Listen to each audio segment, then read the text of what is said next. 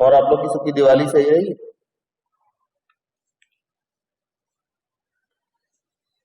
आकांक्षा,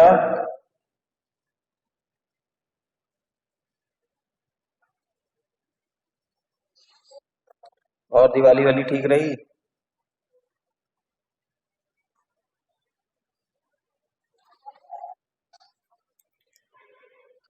पढ़ाई वढ़ाई की दिवाली में? क्यों?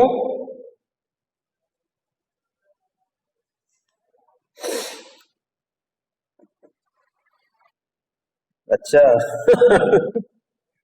पढ़ाई नहीं की जाती है?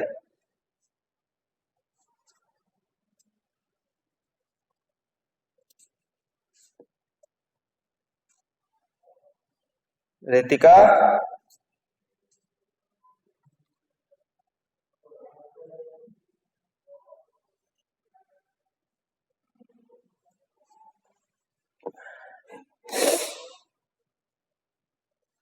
ये लास्ट लेक्चर में हम लोग ने सेशन लेयर तक पढ़ा हुआ था।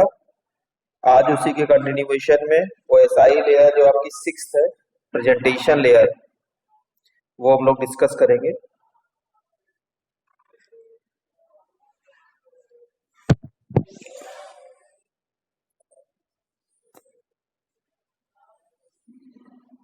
देखिए, विजिबल है, दिख रहा है?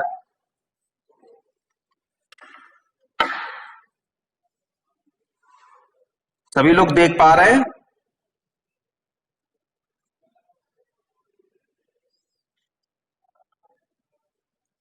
आशीष, साफ साफ दिख रहा है? ठीक ठीक।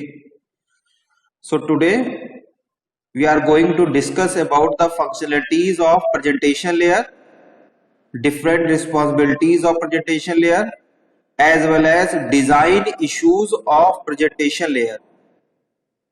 So it is 6th layer of OSI model और also in TCP IP model. TCP IP model में आपकी बेसिक जो लोअर लेवल लेयर्स है 3, physical layer, data link layer, network layer, ये होती है।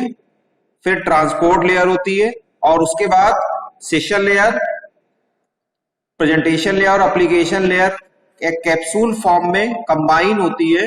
उनको हम लोग एप्लीकेशन लेयर कहते हैं, बट प्रेजेंटेशन लेयर वहां पे भी होता है और उनकी भी रिस्पॉन्सिबिलिटीज फिक्स होती है। But in OSI model it is separated from the application layer और ये session layer, presentation layer, application तीनों सेपरेट लेयर होती है।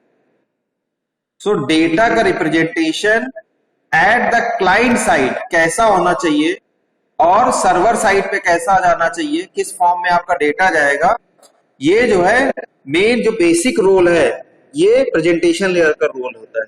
प्रेजेंटेशन लेयर का मेन काम ही यही होता है कि किस तरह से डेटा को आप जो है अपना रिप्रेजेंट कर सकते हैं क्लाइंट साइड या सर्वर साइड पे। ये बेसिक रिस्पॉन्सिबिलिटी है, कंप्रेस करना है, इंक्रिप्ट करना है, डिक्रिप्ट करना है, किसी भी फॉर्म में आपको करना है, वो प्रेजेंटेशन लेयर का ही काम होता है। So it is also known as representation layer.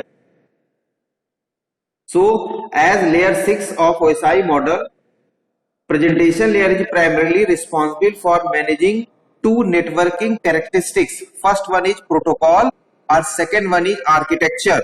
जो main इसकी responsibility होती है वो होती है जो networking characteristics है, first one is protocol and second one is architecture.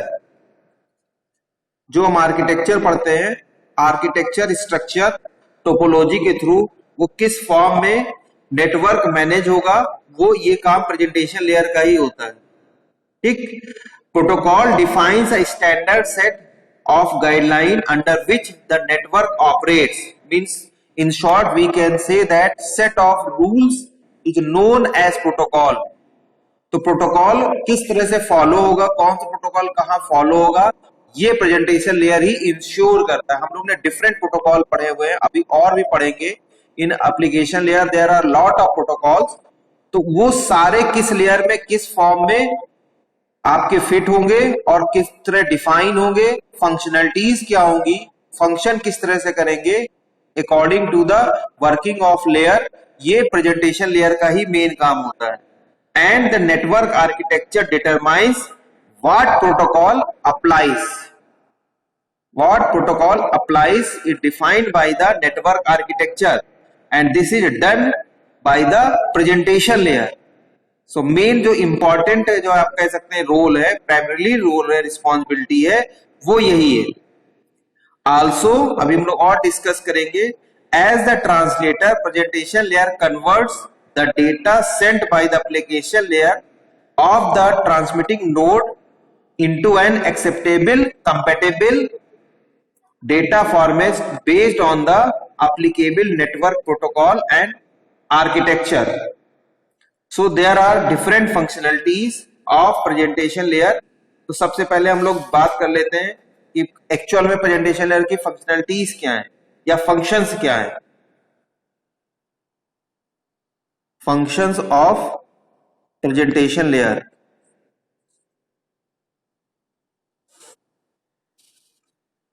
Functions of presentation layer, तो सबसे पहला इंपॉर्टेंट फंक्शन होता है network security and confidentiality.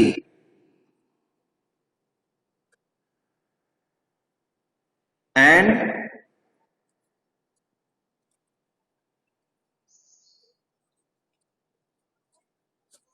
Confidentiality. So network security and confidentiality management, text compression and packaging, virtual terminal protocol. अभी हम लोग virtual terminal का concept पढ़ेंगे इन द एप्लीकेशन लेयर, किस तरह से आप वर्चुअल टर्मिनल यूज करते हैं, different directory services, file transfer protocol, these are managed by presentation layer. So network security and confidentiality is the prime concern of presentation layer. We will also discuss in later part of encryption, decryption, coding, decoding with the help of public and private key. So this is also done with the help of presentation layer. Second important role है syntax conversion.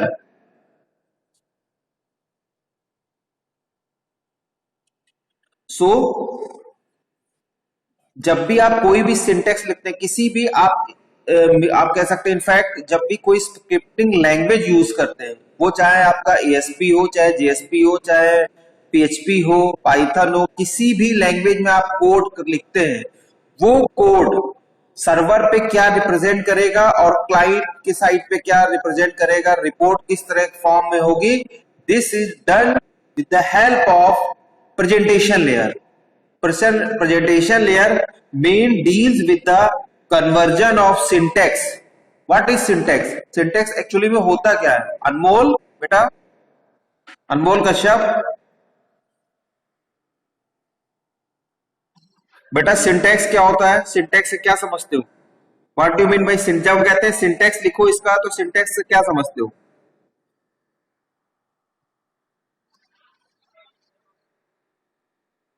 वो syntax होता है। मुस्कान,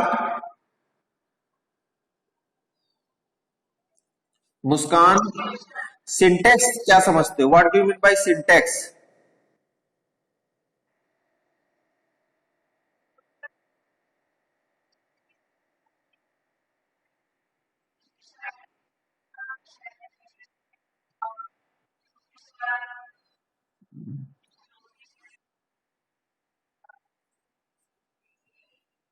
प्रखर Tiwari,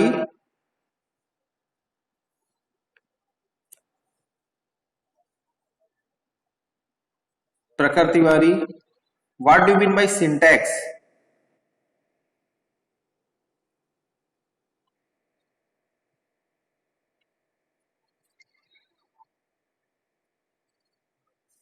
Syntax is the set of rules and the combination of text, words, symbols by which you or we are able to write the instruction for the understanding of your system. समझ रहे?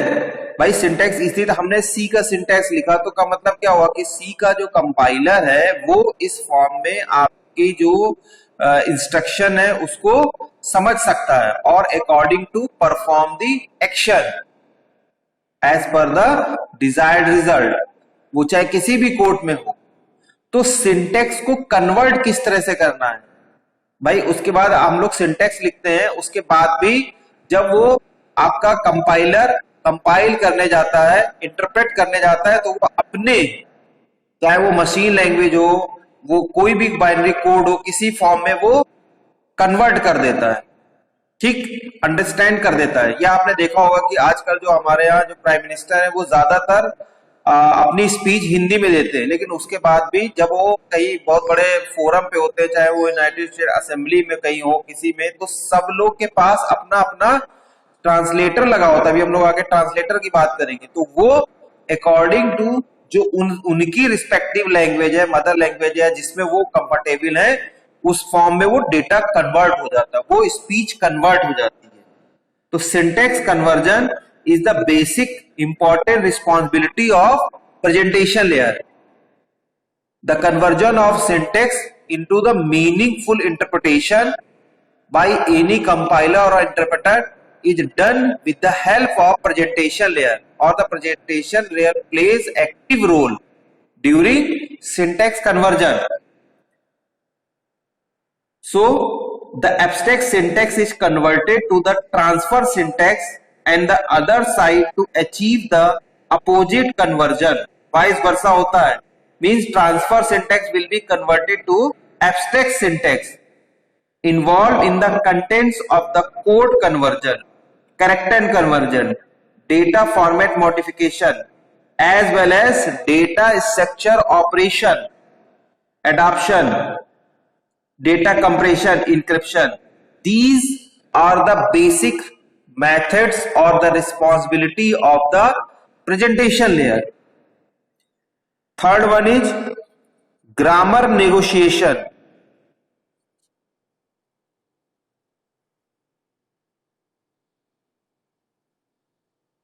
So according to the requirement of application layer, to negotiate the appropriate choice of context, content, that is to determine the transmission syntax and the transmission.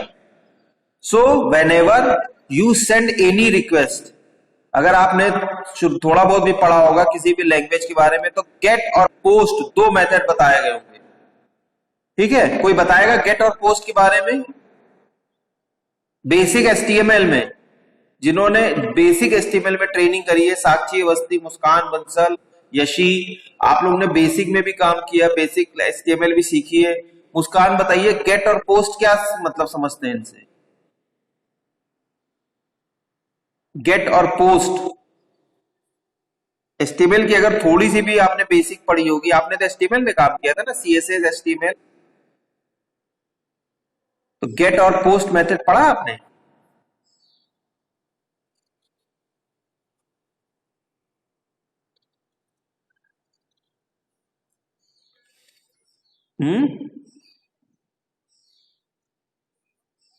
बोलो अंशुमान।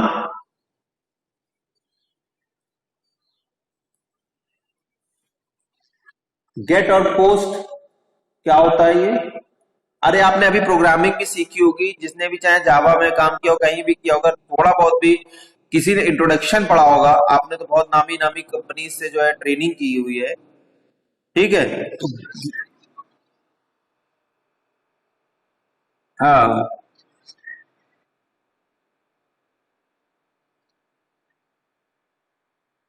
और post में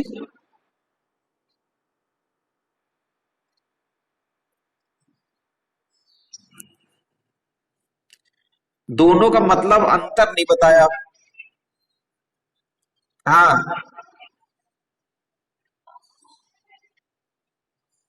response करते हैं। हाँ, basic जब पढ़ाया जाता है तो ये जरूर बताया जाता है। So these get and post जो बेसिक रिक्वेस्ट और रिस्पॉन्स मेथड होते हैं, deals with the help of presentation layer in the context of grammar negotiation. Grammar negotiation का मतलब जब आपने वर्ब्स जो है इंटरचेंज करते हैं, एक्सचेंज करते हैं, व्यूज एक्सचेंज करते हैं। गेट और पोस्ट का काम वही होता है, लेकिन एक क्लाइंट साइड का काम होता है, एक सर्वर साइड का काम होता है, लेकिन काम वही होता है। समझ रहे हैं? तो ये जो मेन बेसिक प्रैक्टिस है, it is also deals with the help of presentation layer. And fourth, connection management. Connection management. Connection establishment is the process of transport layer, but the connection management is the responsibility or the function of presentation layer. This includes the use of session layer service to establish a connection, manage data transport and synchronization control over this connection. तो जब आप connection establishment की बात करते हैं, वो actually में prime work of transport layer, but session layer क्या करता है? वो टाइम अलॉट करता है, हम टाइमर की बात करते हैं। एंड जो कनेक्शन जो मैनेजमेंट होता है, जो आप बताते नहीं है कि उसने कनेक्शन के लिए रिक्वेस्ट भेजी टू द रिसीवर एंड, और रिसीवर ने कंफर्मेशन भेज दिया, और उसके बाद सेंटर ने फिर से एक्नॉलेजमेंट अगेंस्ट द कंफर्मेशन भेज दिया और डेटा सेंड होने लगा। तो दीज टाइप ऑफ कन्वर्सेशन और interaction is done with the help of presentation layer. Presentation layer plays an important and vital role during this conversation. तो आप इसलिए मैं बता रहा हूं कि जो ट्रांसपोर्ट लेयर है वो तो कनेक्शन स्टैब्लिश करती है भाई, फिजिकल कनेक्शन स्टैब्लिश कर दिया, लेकिन कनेक्शन को मैनेज कैसे करना है, कन्वर्सेशन कैसे करना है, ये सेशन लेयर और प्रेजेंटेशन लेयर इनको हेल्प प्रोवाइड करते हैं, सपोर्ट प्रोवाइड करते हैं. That's why it is known also as upper layer. Transport layer तो मैकेनिज्म होता है जो आपका नीचे की लोअर लेवल लेयर होती है, जिसमें physical layer, data link layer और नेटवर्क लेयर होते हैं, और upper level layer session layer, presentation layer, application layer. ठीक, तो ट्रांसपोर्ट लेयर तो मेन काम करता है कनेक्शन, फिजिकल कनेक्शन की, लेकिन कन्वर्सेशन, टाइम अलॉट करना, ठीक, डायलॉग कंट्रोल करना, सिंक्रोनाइजेशन मेंटेन करना, ये काम होता है सेशन लेयर और प्रेजेंटेशन लेयर. प्रेजेंटेशन लेयर भी फॉर्म में डेटा को रिप्रेजेंट करना है, कहां कैसे मैनेज करना है, किस तरह से इंफॉर्मेशन सेंड करनी है. अभी तक हम लोग डेटा लिंक लेयर में भी देखा कि वो मैसेज जा रहा है, कंफर्मेशन जा रहा है, एक्नॉलेजमेंट आ रहा है. ये एक्चुअली में परफॉर्म होता है, जो कन्वर्सेशन होता है वो आपका प्रेजेंटेशन लेयर के थ्रू ही होता है. So presentation layer has a different important role beside these role जो हम लोग ने डिस्कस किए. It developed a series of standards, different type standards and protocol, agreement for text and communication symbol also. The presentation layer acts as a translator between the application and network, mainly addressing the syntax representation of user information. जब हम address की बात करते हैं, syntax representation की बात करते हैं, जो हमने अभी आपको एड्रेसिंग भी पढ़ाई थी नेटवर्क लेयर के कॉन्टेक्स्ट में, एड्रेस स्टेब्लिशमेंट करना बताया था, तो एड्रेस पास किस तरह से हो रहा है, एड्रेस पढ़ कैसे पा रहा है, एड्रेस का मीनिंग क्या है, ये भी काम प्रेजेंटेशन लेयर के थ्रू ही परफॉर्म होता है. प्रेजेंटेशन लेयर इसमें बहुत इंपॉर्टेंट रोल प्ले करता है, बहुत इंपॉर्टेंट रोल प्ले करता है. So presentation layer provide a various function to provide good and smooth functioning of other layers working. different other layers जो working होती है वो भी presentation layer के थ्रू ही परफॉर्म होती है. बहुत इंपॉर्टेंट रोल प्ले होते हैं प्रेजेंटेशन लेयर के through. Now come to the important responsibility, जो हम लोग ने अभी बात करी है बेसिक फंक्शन, उसके बाद इंपॉर्टेंट रिस्पॉन्सिबिलिटी की हम लोग बात कर लेते हैं, जिसमें पहला इंपॉर्टेंट होता है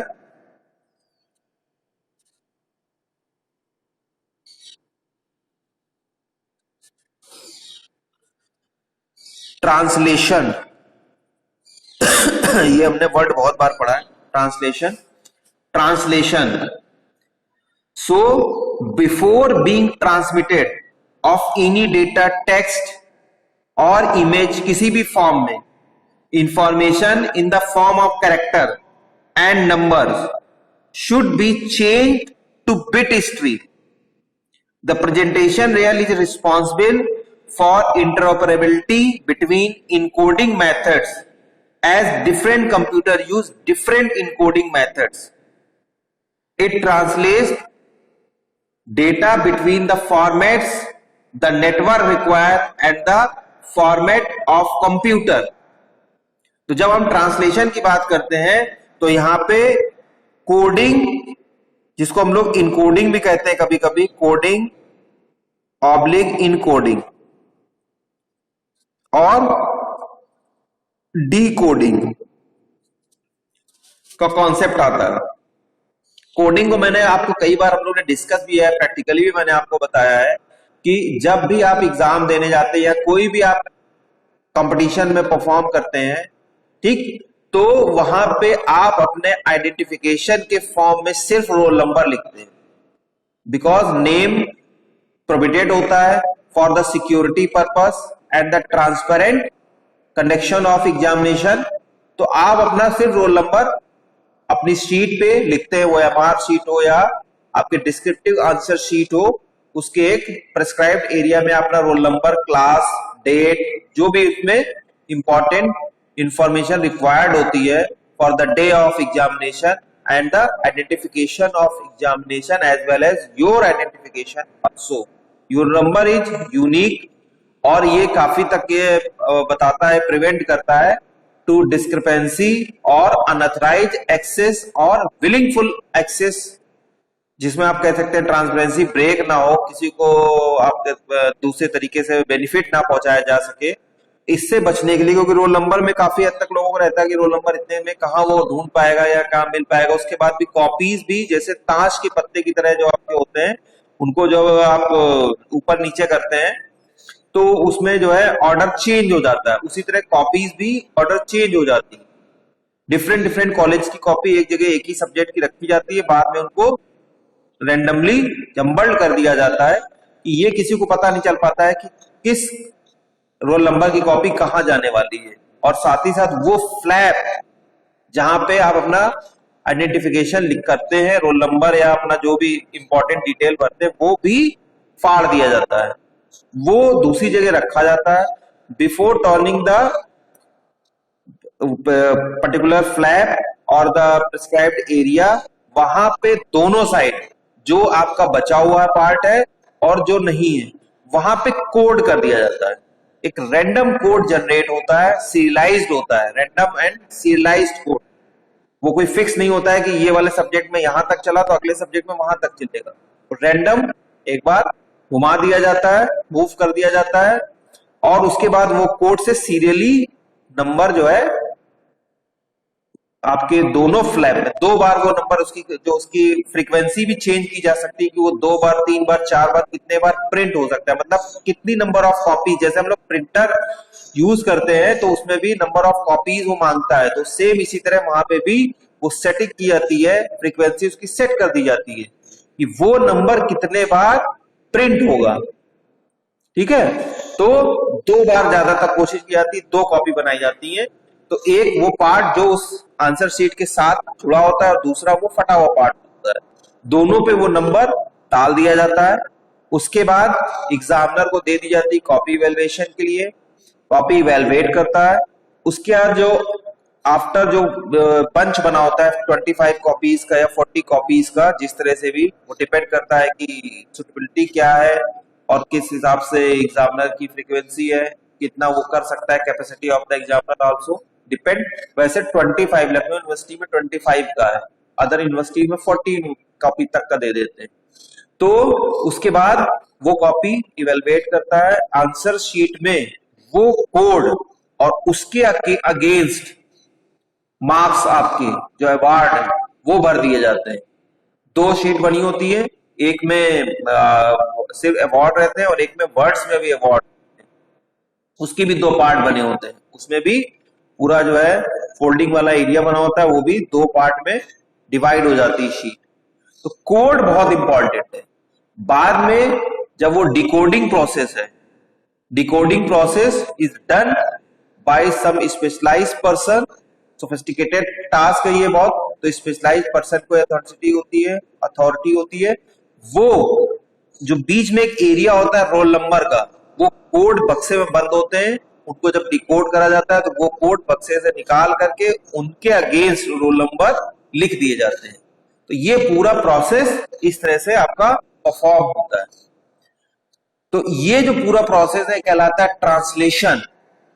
मींस ये जितना भी पूरा प्रोसेस हमने आपसे डिस्कस किया, it provides integrity, dignity of the examination and fair transparent evaluation process so that any candidate can't blame कर सकता है, किसी को बेल नहीं कर सकता है कि नहीं भाई इन्होंने ऐसा कर दिया या कहीं कुछ भी हेरा फेरी हुई। काफी हद तक ये फुल प्रूफ मेथड होता है and this is done with the translation and the responsibility of presentation layer. तो प्रेजेंटेशन लेयर ये बहुत जगह काम करता है। सिग्नेचर की जब आप बात करते हैं, डिजिटल सिग्नेचर की बात करते हैं या कोई और सिग्नेचर की बात करते हैं, उनको रिकॉग्नाइज भी ये ट्रांसलेशन ही के थ्रू ही आप कर पाते हैं, प्रेजेंटेशन लेयर के थ्रू ही कर पाते हैं। क्योंकि आपने तो डिफरेंट फॉर्म में जो है सिग्नेचर कर दिया, डिजिटल फॉर्म में सिग्नेचर कर दिया, लेकिन वो वेरीफाई कैसे होगा, डेटाबेस से मैच कैसे होगा, और जब मैच होगा देन ओनली वो आपको ऑथेंटिकेट करेगा कि आप एक ऑथराइज्ड यूजर हैं और इस मॉड्यूल को एक्सेस करने के लिए आप ऑथराइज्ड हैं, you are the authenticated person. तो ये जो हम लोग काम देखते हैं, पासवर्ड हम डालते हैं, पासवर्ड एक स्पेशल सिंबल में आपको दिखता है, ठीक, वो पासवर्ड मैच होता है डेटाबेस से जाकर के, फिर आपको रीडायरेक्ट किया जाता है नेक्स्ट पेज के लिए। ये प्रोसेस भी प्रेजेंटेशन लेयर के थ्रू ही परफॉर्म होता है, क्योंकि आप काम कर रहे हैं 3 टायर आर्किटेक्चर। आपका जो काम हो रहा है वो 3 टायर आर्किटेक्चर, ये सिंगल स्टैंड अलोन मशीन पे काम नहीं हो रहा है, ये server side client server architecture 3 tier architecture पे काम हो रहा हो। तो ये पूरा मैनेजमेंट जिसमें नेटवर्क बहुत इंपॉर्टेंट रोल प्ले करता है, नेटवर्किंग बहुत इंपॉर्टेंट रोल प्ले करता है, और जब नेटवर्किंग इंपॉर्टेंट रोल प्ले करता है, नेटवर्किंग कॉन्सेप्ट यूज होता है, तो OSI मॉडल आपका एक्टिव हो जाता है और all 7 layer perform their role actively efficiently. तो ये जितना भी सिग्नेचर का काम है ये सब उसी फॉर्म में ही होता है, ट्रांसलेशन के थ्रू ही होता है। बात समझ में आई? ये सबको समझ में आया? इसमें किसी कोई डाउट हो तो पूछ सकते हैं।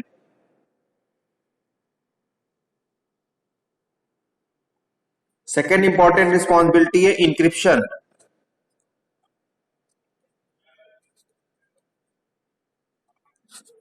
ट्रांसलेशन बताया मैंने, कोडिंग डिकोडिंग की बात की, अब बात करते हैं इंक्रिप्शन। कोई बता सकता है कि इंक्रिप्शन क्या मतलब समझते हैं? पहले किसी ने पढ़ा हो? इंक्रिप्शन के बारे में।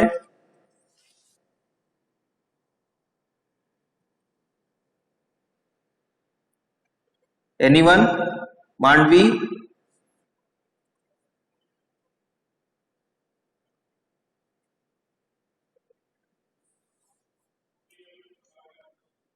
मांडवी?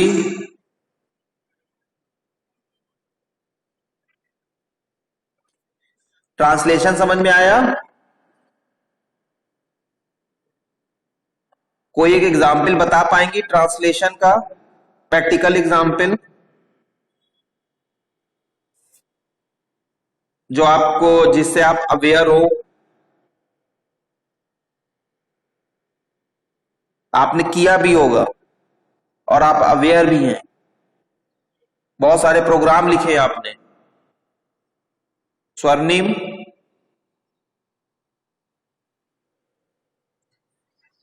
बताइए, ट्रांसलेशन को कोई एग्जाम्पल प्रैक्टिकल बताएंगे?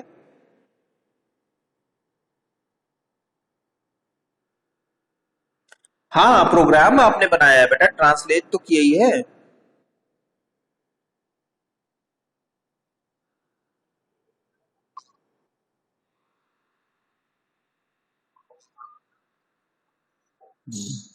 अरे बाकी सब तो ठीक है, आप सबने एस्काई कोड को बाइनरी कोड में कन्वर्जन का प्रोग्राम लिखा होगा फर्स्ट सेमेस्टर में, किया है कि नहीं किया है?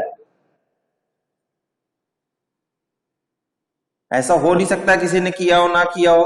और छोड़िए, बहुत सारे रिप्रेजेंटेशन के कोड को ही आपने, जैसे सपोज करिए लोअर केस या अपर केस है, ठीक है, और जो स्पेस का कन्वर्ट काउंट करना है, काउंटिंग वाला है, ये सारे प्रोग्राम तो आपने इसी ट्रांसलेशन के थ्रू ही किए होंगे, क्योंकि इसमें क्या करना है आपको भाई, कोड ही तो पता करने हैं। स्काई कोड के थ्रू ही तो आप पता कर पाते हैं। लोअर केस स्मॉल ए है, कैपिटल ए, कंप्यूटर कैसे समझता है? With the help of sky code only. और स्काई कोड को बाइनरी कोड में कन्वर्ट किया है, बहुत लोगों ने प्रोग्राम बनाया है स्वर्णिम? हाँ, तो इसमें घबराने की जरूरत नहीं है। अच्छा, इंक्रिप्शन का कॉन्सेप्ट मुझे कौन बताएगा? नाम मैं लूं कि कोई वॉलेंटरी बताएगा? प्रज्ञा? देखो, एक साइड से डिस्कशन नहीं सही रहता है। प्रज्ञा? हाँ, इंक्रिप्शन बताओ बेटा, क्या होता है इंक्रिप्शन से, आप समझते क्या हो?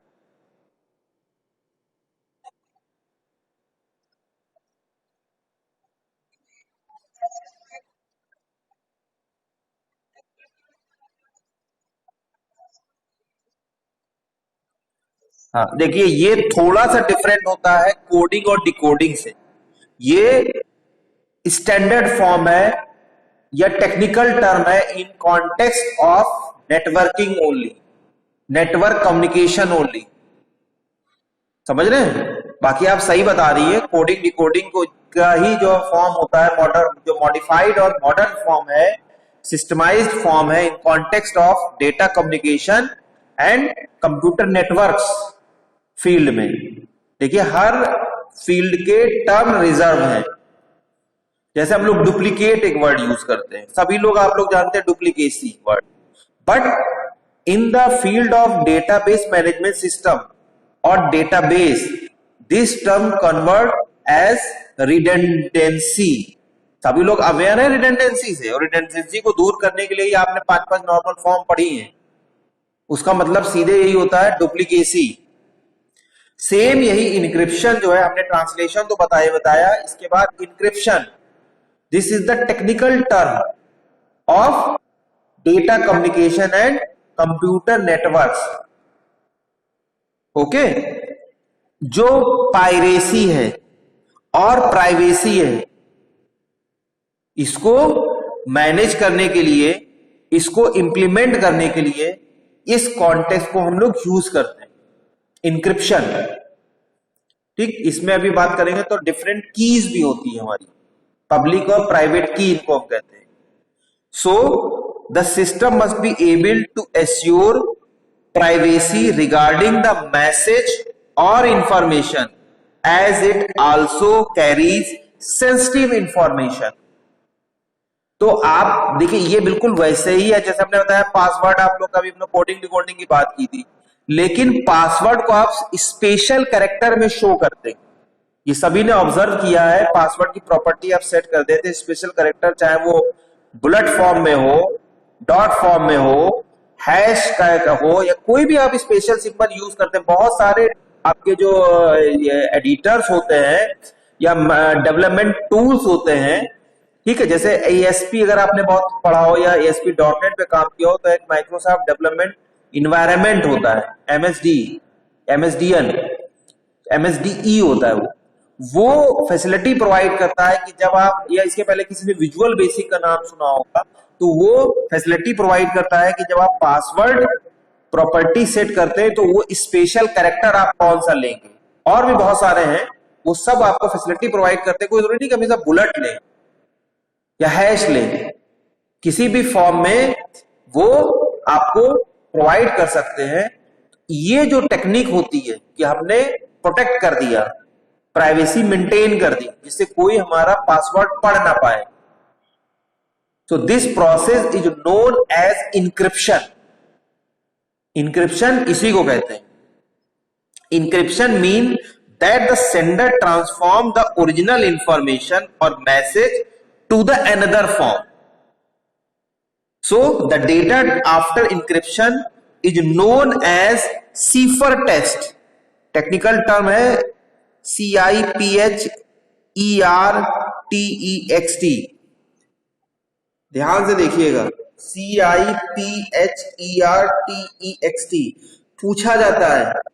ये जो आपके 3 मार्क्स के छोटे क्वेश्चन होते हैं उसमें पूछा जाता है, what do you mean by ciphertext। तो जो हम डेटा ट्रांसफॉर्म कर देते हैं, इंक्रिप्ट कर देते हैं टू द अनदर फॉर्म, वो टेक्स्ट या डेटा सिफर टेक्स्ट कहलाता है। And this cipher text send the resulting message out over the network. This technology is reserve for network only. बाकी काम आप बहुत सारे करते हैं, मैंने आपको बहुत पहले कई बार एग्जाम्पल ही बताया था, मैं फिर से इसको रिपीट करता हूँ कि बहुत सारी पुरानी मूवीज अगर आपने देखी होगी, अभी रिसेंटली कल परसों ही टीवी पे आ रही थी, दीवार मूवी आ रही थी, उसमें जो है वो बताते हैं सोने वोने का स्मगलिंग करते थे, तो एक कोई कार्ड होता था, कार्ड का एक टुकड़ा एक पार्टी के पास रहता था और कार्ड का दूसरा पार्ट दूसरी पार्टी के पास रहता था, और जो भी वो अपना कंसाइनमेंट लेने जा रहा होता था वो कार्ड को दिखाता था, कार्ड वो मैच कराते थे, जब कार्ड मैच होता था देन द सोना will be deliver to the जो हीरो है बाय द जो आपके कह सकते हैं जो ये सब स्मगलर्स हैं उनके थ्रू। तो ये पहले से ही चलता चला जा रहा था। तो कार्ड जो था वो था क्या, एक्चुअल में वो सिफर टेक्स्ट के फॉर्म में था, और जब दोनों मिल गए तो फिर वो मैसेज डिलीवर हो गया। सेम काम नेटवर्किंग में का होता है with the help of encryption, and इसमें इंपॉर्टेंट रोल प्ले करती हैं different keys which will be discuss in later. अभी तो मैं सारी रिस्पॉन्सिबिलिटीज आपको डिस्कस कर ले रहा हूं, उसके बाद कीज कॉन्सेप्ट में आऊंगा और डिटेल में तो इनमें डिस्कस करूंगा। तो डिफरेंट कीज होती हैं जिसमें आपकी पब्लिक की होती है, प्राइवेट की होती है, ठीक, इनको इंक्रिप्शन कीज कहते हैं। पब्लिक की पब्लिकली होती है, प्राइवेट की कुछ स्पेशलाइज पर्सन को ही अलॉट की जाती है। जब आप कोई भी डेटा इंक्रिप्ट कर देते हैं तो उसकी एक की जनरेट हो जाती है। अगर आपको कुछ लिमिटेड पर्सन को ही देनी है तो वो प्राइवेट की होती है, 1-2 लोगों को ही दी जाती है।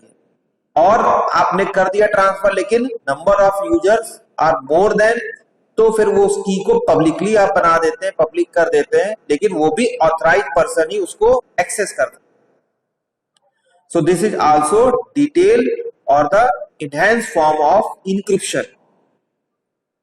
Next decryption. इंक्रिप्शन जब बात होगी, जब कोडिंग बात होगी तो डिकोडिंग की बात होगी, इनकोडिंग बात होगी, डिकोडिंग की बात होगी, इंक्रिप्शन की बात होगी, तो इसी का अपोजिट है डिक्रिप्शन।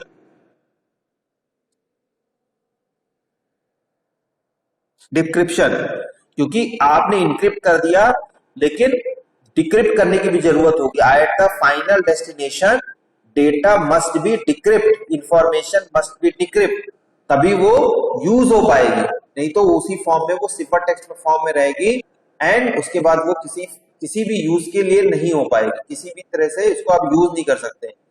इसको आप दूसरे फॉर्म पे समझते हैं, जैसे हम किसी को अभी आगे पढ़ेंगे जैसे जिप कर देते हैं, हालांकि वो दूसरा पार्ट होता है, वो डेटा कंप्रेशन होता है, लेकिन जब तक उसको आप अनजिप नहीं करेंगे, कहने का मतलब ये वहां इसका एग्जांपल इस कॉन्टेक्स्ट में यूज कर रहा हूं कि जब तक आप उसको अनजिप नहीं करेंगे you can't use for your meaningful purpose.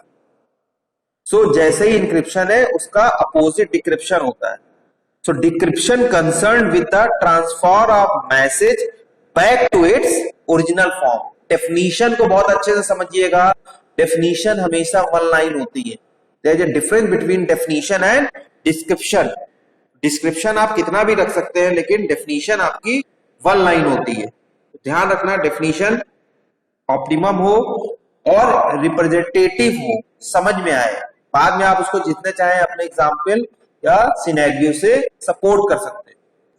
So decryption concern with the transform of the message back to its original form. This decrypted data is known as plain text. तो जो डिक्रिप्ट डेटा होता है इसको हम लोग plain text कहते हैं, PLAIN, plain text.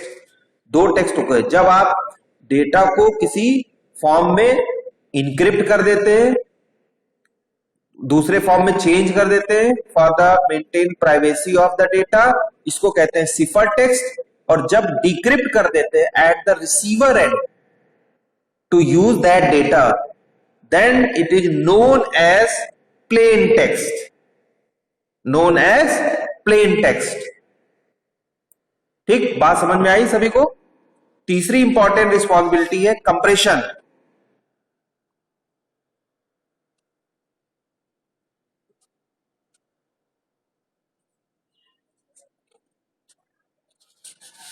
Means compression से आप लोग सभी लोग अवेयर हैं।